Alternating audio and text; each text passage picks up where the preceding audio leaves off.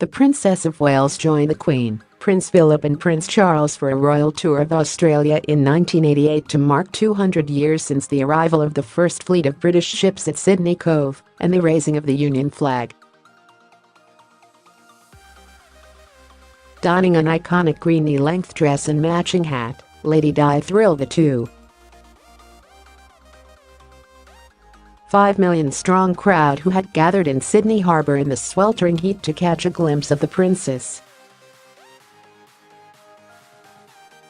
The royals drew the largest ever crowd that Australia had seen at an event to the famous Sydney Opera House. Addressing the throngs of royal enthusiasts, Prince Charles praised the Commonwealth nation for becoming a whole new free people and a whole new free country in the space of 2 centuries. Since 1867, the royals have visited Australia more than 50 times, each time proving to be ever more popular with Australians and strengthening their connections with the country on the other side of the world. Australia Day, which falls on January 26, is seen as a celebration of the Australian culture, but many Aboriginal communities believe the day represents the start of their loss of land, culture and people. The tour also brought Diana to the Central Coast, where she met with lifeguards who won a surf carnival at Terrigall Beach, where she posed for photos in a floral drop-waist yellow and white dress.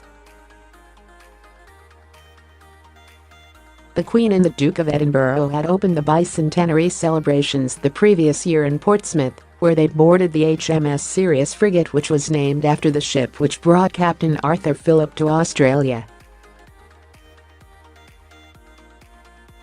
Captain Phillip sailed with the 11 ships of the First Fleet and went on to found the British penal colony which became known as Sydney. In 1970, the Queen visited Australia to mark 200 years since Captain Cook's voyage down under. 3 years later, the monarch returned to open the Sydney Opera House, and again in 1974, to unveil the Australian Parliament in Canberra.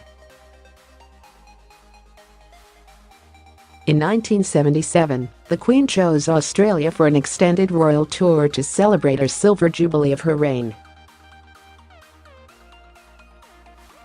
The Duke and Duchess of Cambridge, along with Prince George, took in popular spots such as Sydney, Uluru and Brisbane during a 10-day tour.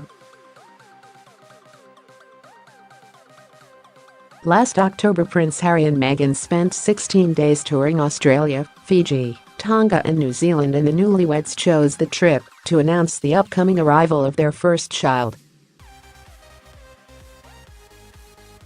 Support for the royals is strong among Australians, and a poll conducted by Stars at 60 showed more than 80% of Aussies reject the idea of an Australian republic.